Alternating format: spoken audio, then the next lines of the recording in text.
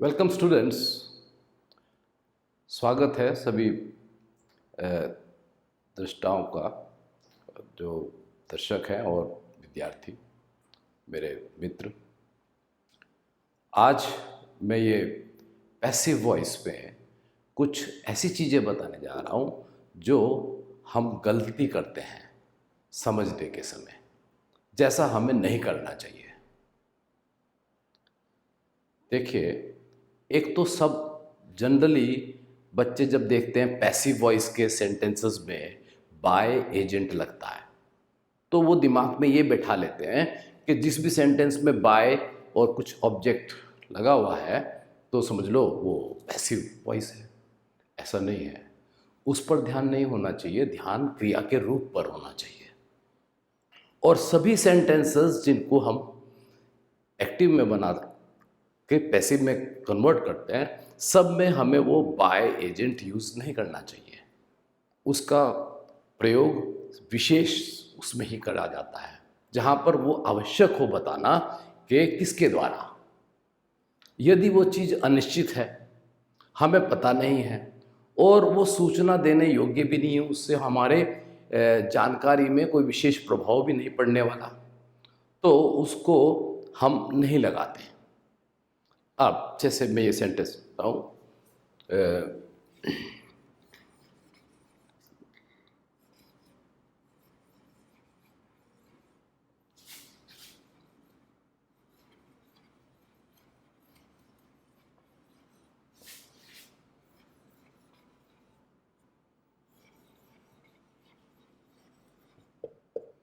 The police arrested the thief.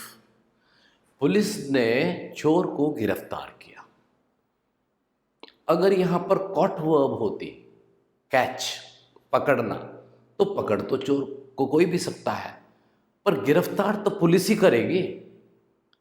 इसलिए जब हम पैसिव बनाते हैं इसका, तो हम कहते हैं कि द थीफ, ये हमारा ऑब्जेक्ट है, इसको इधर ले लिया। द पुलिस सब्जेक्ट करता है, अरेस्टेड वर्ब है, और ये अरेस्टेड वर्ब सेकंड फॉर्म की है।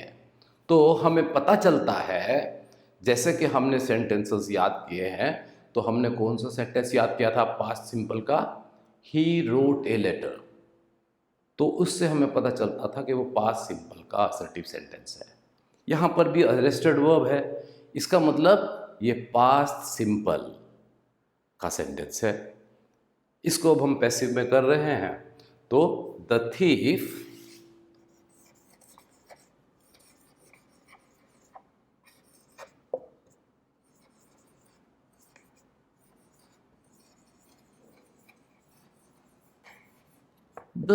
was arrested, और by the police हमें कहने की कोई आवश्यकता नहीं है, क्योंकि ये तो स्वतः ही पता चल जाता है कि गिरफ्तार किया होगा तो पुलिस ने किया होगा, कोई सिविलियन ने तो नहीं करा होगा। So the thief was arrested, तो अरेस्टेड वर्ब चेंज हो गई, परिवर्तित हो गई वॉज अरेस्टेड में, जैसे वहां आपका वॉज रिटन था। इसी तरीके से और सेंटेंस देखिए। अब दूसरा सेंटेंस मैं बता रहा हूं, दे हैव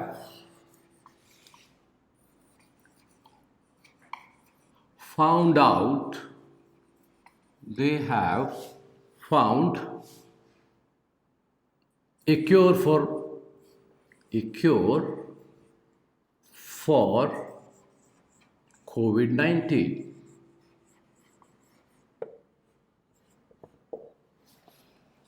अब इस सेंटेंस में दे, ये हमारा सब्जेक्ट है, कर्ता, हैव फाउंड वर्ब क्रिया, ए क्योर फॉर COVID-19, ये पूरा का पूरा जो है वो object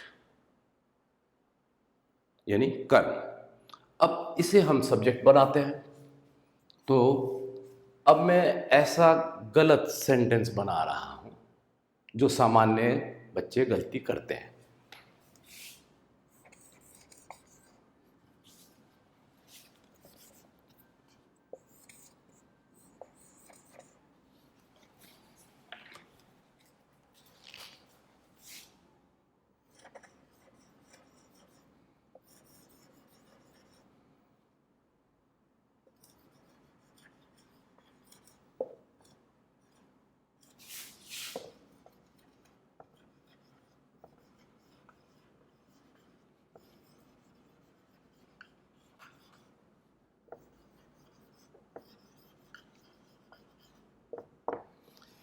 A cure for COVID-19 have been found by them. अब इसमें दो गलतियां हैं। नंबर एक तो हैव, यहां पर हमारा सब्जेक्ट पहले सेंटेंस में दे था, तो जब बहुवचन का आई यू वी दे यदि सब्जेक्ट हो तो हैव का यूज होता है, और थर्ड पर्सन सिंगुलर यानी अन्य पुरुष एक वचन यदि सब्जेक्ट है करता है तो हैज का यूज होता है। तो बच्चे सिर्फ ये याद रखते हैं कि हमें तो बस पैसिव में बीन लगाना है, और वो बीन लगा के अपनी इतिश्री हो गई काम की। ये ठीक नहीं है, तो यहां पर ये हैज होना चाहिए, क्योंकि हमें ये ए से पता चलता है कि ये एक वचन है, तो हमारा कर्ता एक वचन का है, तो यहां पर हमें ये परिवर्तन भी करना पड़ेगा, एक हैव बीन फाउंड। अब उसके बाद महत्वपूर्ण क्या है कि COVID-19 का इलाज खोज लिया गया है। किसके द्वारा हमें पता नहीं, ना ही यहां पर बताना आवश्यक है।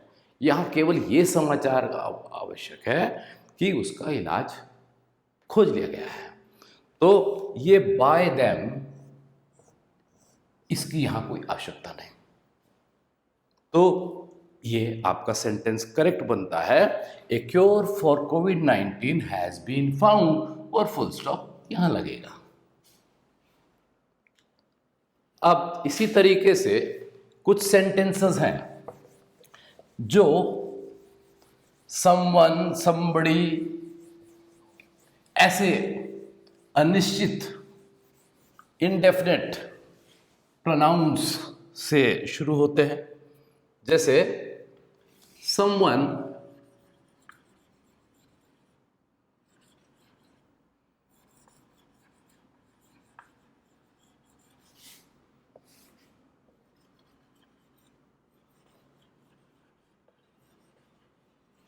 Someone picked my pocket. किसी ने मेरी जेब काट ली। अब यदि मुझे पता होता किसने काटी तो मैं तो पकड़ लेता, मुझे क्या पता किसने काटी। अब वो महत्वपूर्ण नहीं है, महत्वपूर्ण ये है कि मेरी जेब कट गई। तो मैं जब इसका पैसिव करता हूं तो माय पॉकेट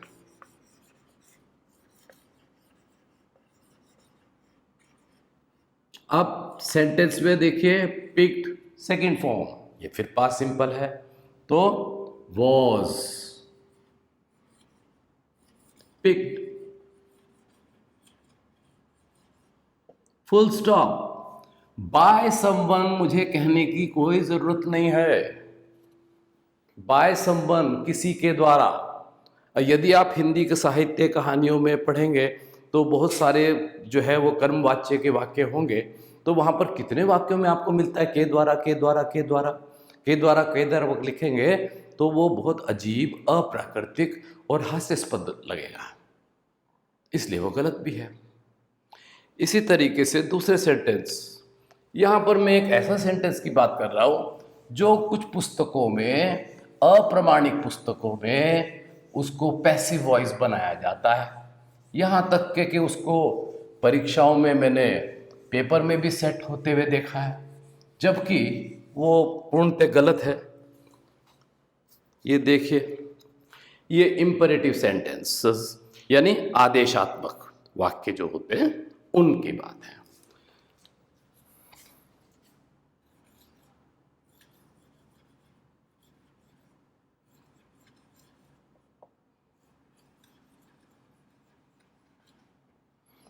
अब इस सेंटेंस को आपने कुछ पुस्तकों में पढ़ा होगा कि जब ये ऐसे सेंटेंस आए तो आप जो है you are requested to sit down ऐसे कर दीजिएगा।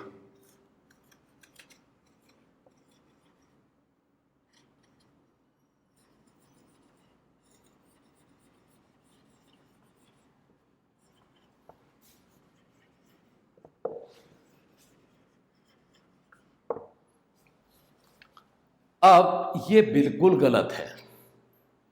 क्यों? पहली बात तो ये है कि इस सेंटेंस में ये सिट वर्ब हमें है,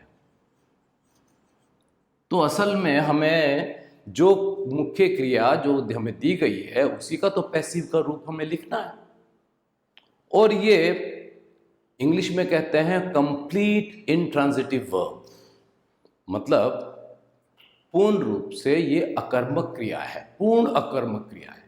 कुछ अकर्मक क्रियाएं ऐसी होती हैं जिनके बाद हम कोई प्रीपोजिशन लगाते हैं और वो ट्रांजिटिव वर्ब यानी सकर्मक क्रिया की तरह काम करना शुरू करती हैं सेंटेंस में। जैसे वह मुझ पर हंसा, ही लाफ्ड एट मी। अब यहाँ लाफ वर्ब इंट्रांजिटिव है, पर एट लगने के बाद वो ट्रांजिटिव की तरह काम कर रही है, तो इसका पैसिव संभव है। He laughed at me, active, passive. I was laughed at by him. I was laughed at by him. That's correct. पर यहां तो ये पूरी रूप से इंट्रांजिटिव वर्ब है, और जो डिक्शनरी है Oxford AS1B learners dictionary, advance learners dictionary, वहां इस प्रकार की क्रियाओं के लिए एक पैटर्न दिया हुआ है जिसमें लिखा हुआ है साफ के पैसिव्स आर नॉट पॉसिबल। इसका मतलब हमें समझना चाहिए कि सभी क्रियाओं के पैसिव नहीं होते, और जब नहीं होते तो मान लो कि नहीं होते, हम जबरदस्ती क्यों करें उसको। अब यहां हुआ क्या कि ये जो सिट वर्ब है इसको तो हमने टू सिट यानी इंफिनिटिव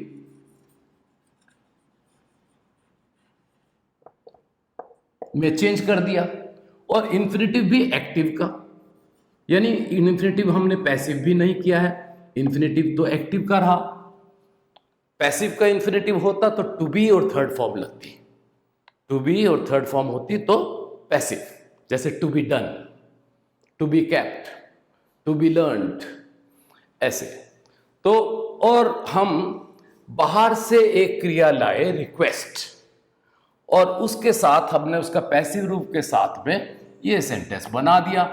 तो आर रिक्वेस्टेड में ये फाइनाइट वर्ब है, आर रिक्वेस्टेड, ये पैसिव फॉर्म में है। मुख्य क्रिया तो ये है यहां पर, जो कि हमारे पहले सेंटेंस में थी नहीं।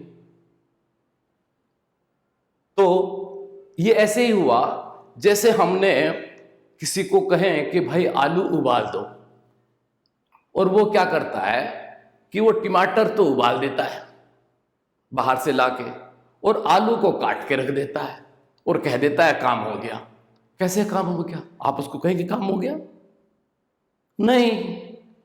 अब यहां देखिए दूसरी चीज, अगर मुझे ये सेंटेंस पैसिव वॉइस में मिले और मुझे कहा जाए कि इसका एक्टिव करो, तो मुझे ये वाला सेंटेंस मिल जाना चाहिए। वो यहां ऐसा है नहीं। यहां कैसा है? मैं इसका अगर एक्टिव करूंगा तो एक्टिव ये बनता है,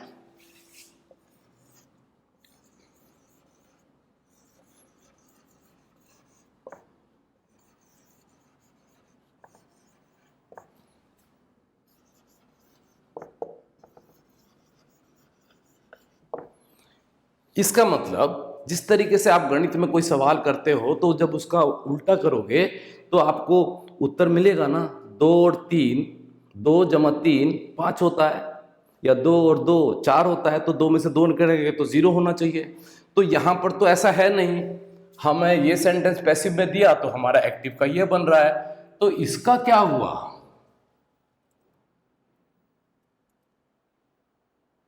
कि इसको हम कैसे कह देंगे कि ये सही सेंटेंस है?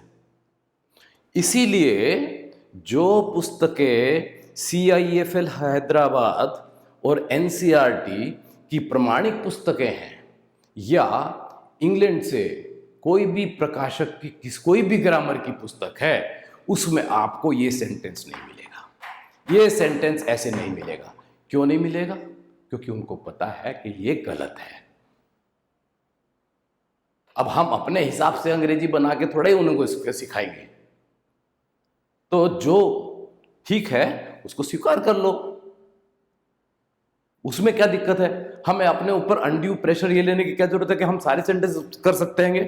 अब देखिए, जब हमने यू आर रिक्वेस्टेड टू यहां पर बाहर से लाके एक सेंटेंस बनाया, तो इसका देखा देखी दूसरे भी सोचते हैं कि अरे हम भी ऐसे कमाल कर सकते हैं, तो उन्होंने भी कमाल करने शुरू करे।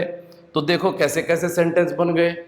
एक अंग्रेजी विभाग के ही कह रहे हैं कि he is a good boy.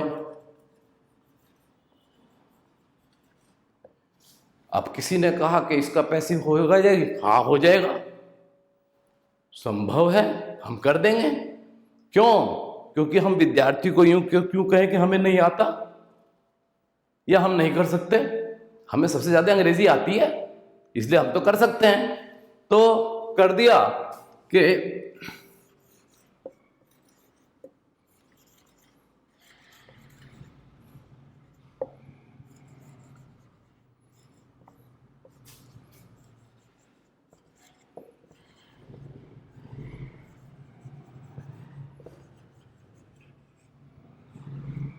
It is said that he is a good boy. अब ये बात बिल्कुल सही है कि ये सेंटेंस पैसिव का है, पर ये तो सिंपल सेंटेंस था, हमने कॉम्प्लेक्स बना दिया। यहां पर ये मेन क्लॉज है, ये सबऑर्डिनेट क्लॉज है, ये नाउन क्लॉज है और ये मेन क्लॉज है। तो मेन क्लॉज के हिसाब से हमने इसको पैसिव कर दिया, लेकिन मेन क्लॉज के जो वर्ब है वो तो यहां कहीं नहीं थी, वही हम बाहर से लाए और कर दिया। भाई ये तो बी फॉर्म की वर्ब है, this verb is only telling us what our subject is. ये क्रिया तो केवल हमें ये बता रही है कि हमारा कर्ता क्या है। यहां पर तो कोई क्रिया हो ही नहीं रही है और ना कोई कर्म है। तो हम जब कोई क्रिया नहीं हो रही है, ना कोई कर्म है, तो हम उसको जबरदस्ती उसको एक्टिव और पैसिव वॉइस में क्यों करेंगे? नॉनसेंस, ऐसा कुछ नहीं होता है। तो इन चीजों पे ध्यान हटाइए और जो प्रमाणिक पुस्तकें हैं उन पर ध्यान दीजिए और प्रैक्टिस, नेटिव स्पीकर जो करेक्ट ग्रामर है उसको जानिए। यदि आपको ये जो मैंने अभी बताया आपको समझ में आया और कंटेंट ठीक लगा, तो चैनल को लाइक कीजिए, शेयर कीजिए और सब्सक्राइब कीजिए। बहुत धन्यवाद आपका मेरे चैनल को चूज़ करने के लिए। धन्यवाद।